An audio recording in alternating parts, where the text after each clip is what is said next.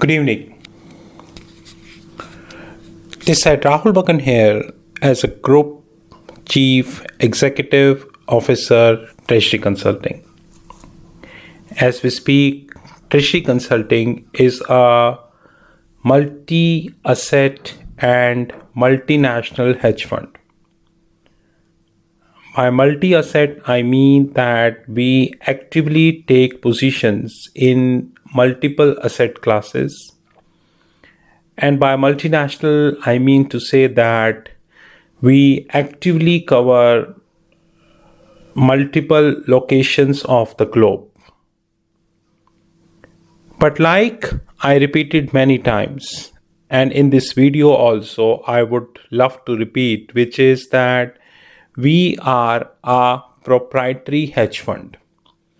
By proprietary, I mean to say that no third party, I repeat, no third party can invest capital in our fund. Please do take a note of that. Please be note that there are three industries we have in the world who are highly susceptible to disputes because they are in a business of cross-border transaction. Like one is the IT industry.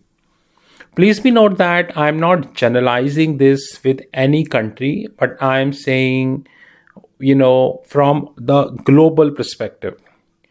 So when we speak about IT industry and specifically covering the top IT companies like Apple, Microsoft, Google, Facebook, Amazon, then there is hardly any country which is left on this planet where they are not working, where they don't have the vendors, where they don't have the clients.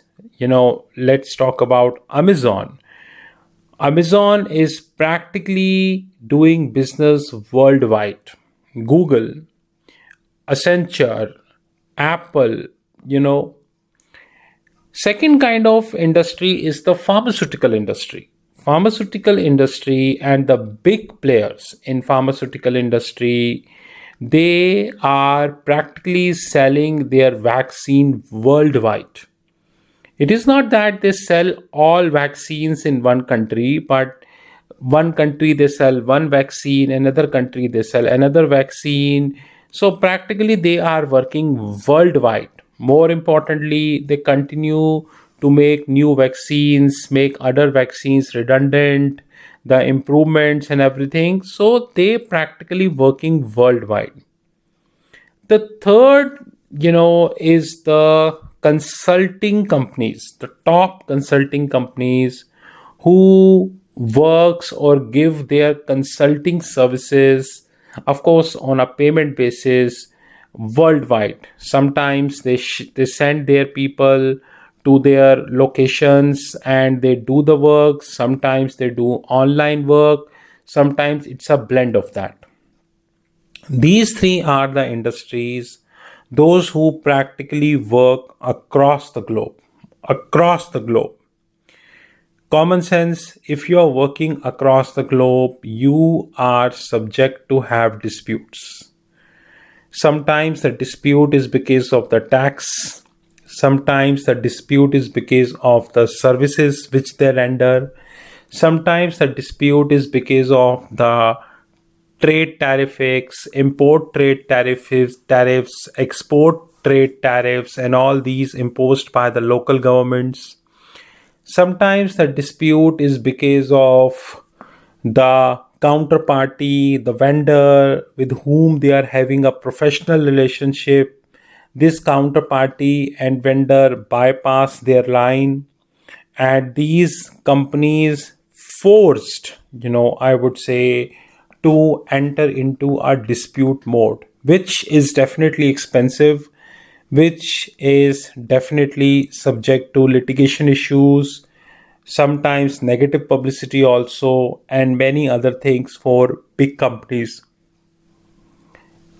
There is not a single hard edged way, I repeat, hard edged way, which can be used to resolve the issues of what I said. But one important thing which is very well, which needs to be understood is that the contracting which these companies are doing should be immaculate in nature.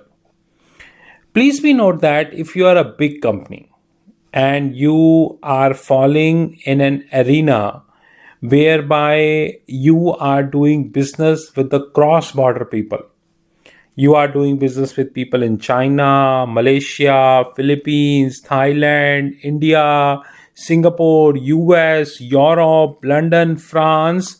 At any given point of time, the cross border dispute can come into the picture. Please note that the contract are supposed to be highly, I would say, immaculate in nature.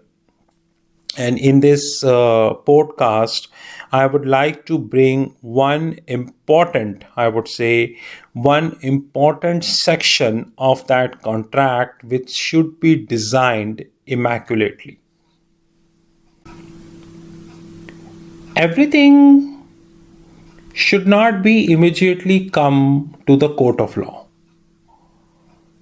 I strongly believe that we should design contracting in such a way that the first preference should be to ADR. By ADR, I mean alternate dispute resolution. If I use the very plain vanilla language, I say if I use the very plain vanilla language of ADR, then we need to understand that ADR is of three types. Number one, it could be arbitration, can be resolved via arbitration. Number two, it can be mediation. Number three, it can be via a blend of that, or probably you could say a trial summary. I'm not explaining more about the trial summary, I'll discuss this later. Please be note that if you read the international financial contract, you know, in the international financial contract, let me take an example of ISDA, which is International Swaps and Derivative Association. Being an ex-corporate treasurer, I interacted with many banks worldwide. We did sign ISDA agreements worldwide, and unfortunately, every time we signed ISDA agreement, I did raised a very important point, but unfortunately that more or less repealed or ignored by the management. That is, what would if at any given point of time, what would if at any given point of time my organization where I am working and the bank with whom I am taking a cash flow hedges or probably the fair value hedges, then you end up being a dispute. Please be note that in banking world the disputes are very normal. So if you are thinking there is no dispute, then you are wrong. In banking world the disputes are very normal. But having said that, if you read the MSA stands for the Master Service Agreement of ISDA, or you refer STA refers as Schedule to Annex in ISDA, or you refer CSX, which is called Credit Support Annex,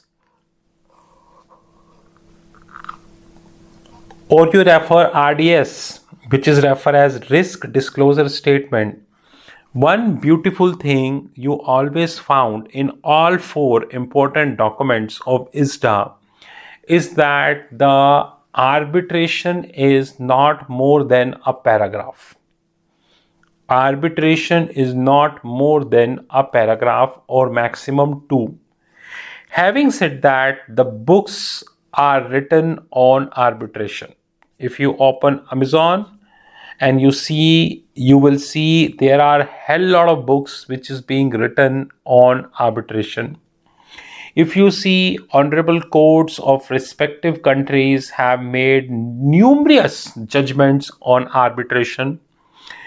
Rather, the world is now talking about anti-arbitral injunction and anti-arbitral injunction. But these two big and heavy words are outrightly, I repeat, outrightly missed in the ISDA documentation.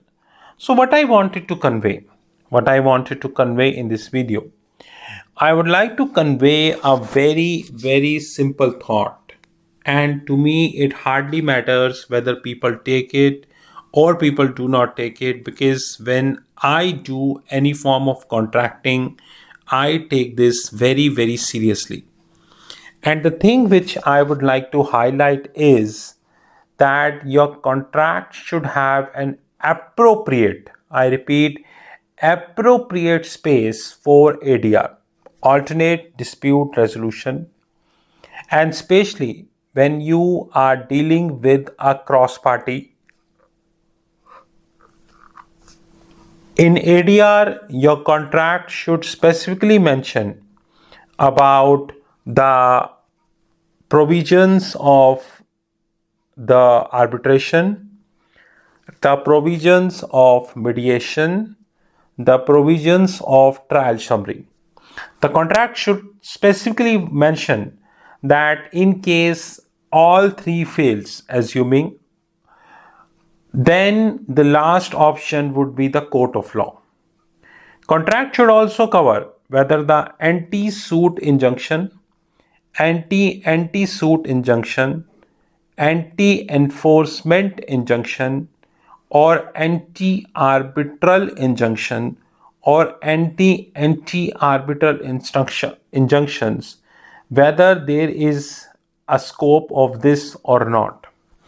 Guys, please be note that the more the effort, I repeat, the more the effort you would be putting in your contracting, which means the more delicate you would be making it, the better it would be for your future. Probably as a CFO or a CEO, you are signing the contract. After 1 year, you are leaving the organization. Somebody else is coming and doing the work. But the main point is not that. The main point is, even if somebody else is coming and doing the work, what precedent you are setting up in the system. To conclude, I wanted to say, if you are working in an industry that is susceptible to the cross border, in this eventuality, we need to understand that the dynamics or the optics, I would say, of that contract really work. This is Rahul Magan from Treasury Consulting Group. You knew my personal number, 9899242978. Have a great time ahead. Thank you.